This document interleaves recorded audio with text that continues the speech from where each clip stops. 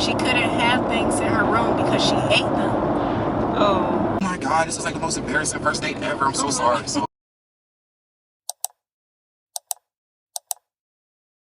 alright, so this is like pandemic time, like 2020. I'm on dating apps because like what else is there to do? So just on dating apps, whatever. Meet this one girl, we messaging a few times back and forth.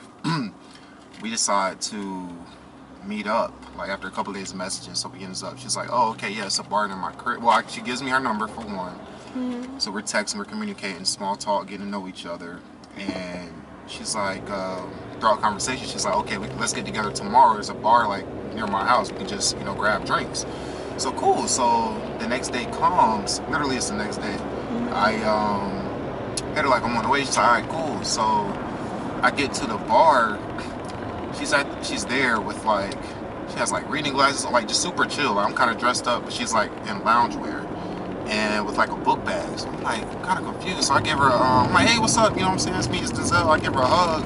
yeah. And she's like, oh, what's up? Or whatever. And just like kind of brushed me off though. She's like, oh, hey, what's up? I'm like, damn. So I pull up a seat beside her or whatever, and the vibe is just weird. I'm like, what the fuck? And so, long story short, she ends up telling me that she thought I was her study buddy that was studying for her real estate exam. She's like, oh shit, that was you I was texting the whole time? What? So yeah, so apparently she never saved my number. She was texting somebody else at the same time, but the whole time she thought I was supposed to be there to study for some real estate exam type shit. Oh. She's like, oh my God, this is like the most embarrassing first date ever. I'm so sorry. So she ended up making it up or whatever, and we ended up hanging out. But that was just like the weirdest first date I ever had. How did she make it up? She never even really, I mean, she was like, okay, I'm like, I know you are, I'm saving your number. We just ended up going on like another date. Oh, okay. That I ended up paying for or whatever. But we was on good terms, but, and it ended up working out, but just a crazy, bizarre story of like the first time of like our first encounter. My first experience with a psych patient. Oh, okay. So, okay, she's a female. She's 20 years old. She's white, and she's homeless and grew up in the foster care. So, now mind you, I was working like a 4-day back-to-back. So this is Friday, the second day. Friday night, she was supposed to be admitted on my floor, but ended up coming late. So Saturday morning, boom, I meet her. And to me, she looks like normal. But this is something you need to know before I get into the story.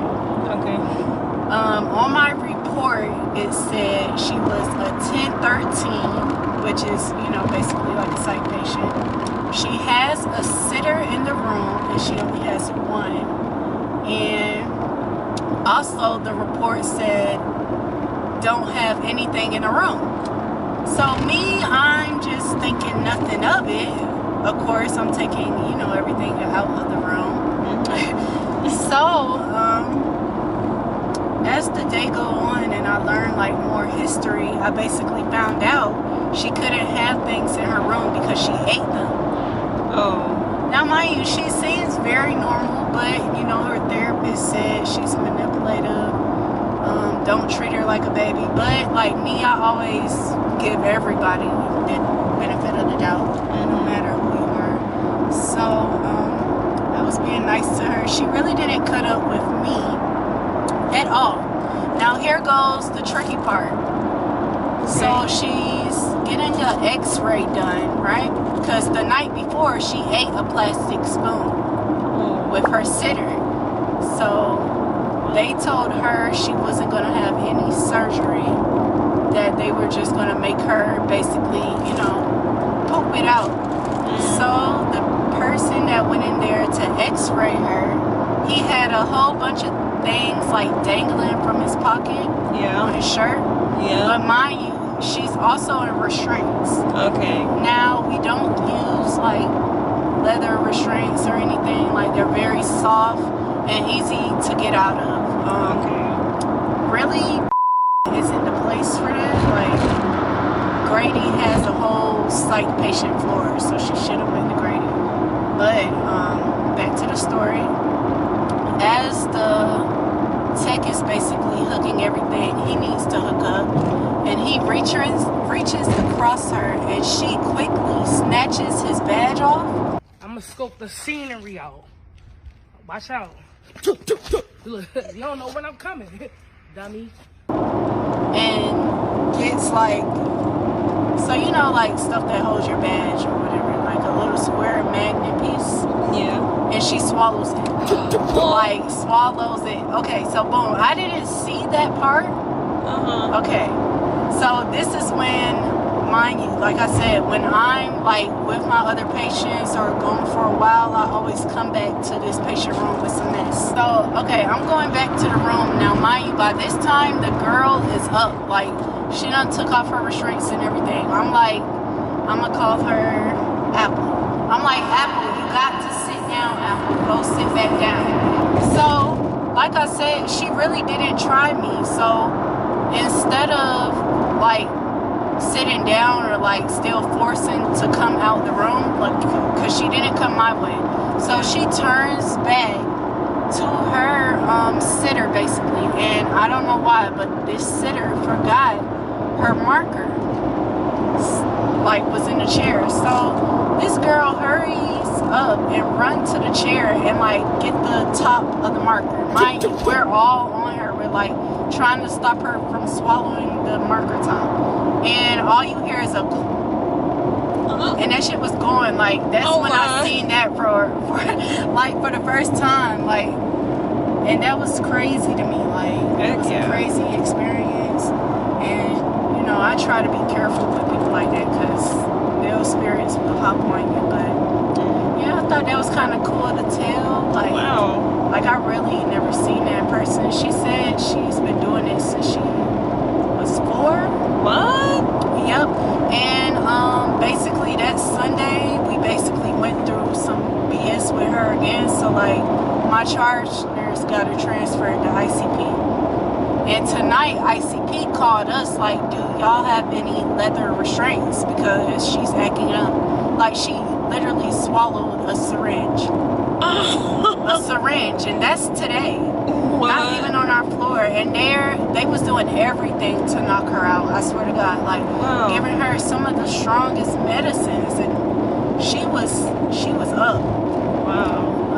So she been doing that since 4. I'm surprised. Yeah. Like all the things she's eating. All the stuff. She even swallowed the battery before she got there. So mind you, that's not her first time. She has had surgery before. So like for me, a typical person like me is like, well, you know right from wrong. Yeah. You are telling us when you're eating these things. She says she can control it and like that it's high anxiety, but how does anxiety make you eat things? I don't know. And then it's like her body had to adjust to it because the way she swallowed that top, like it was nothing. I said, dude, she didn't like try to throw up or anything.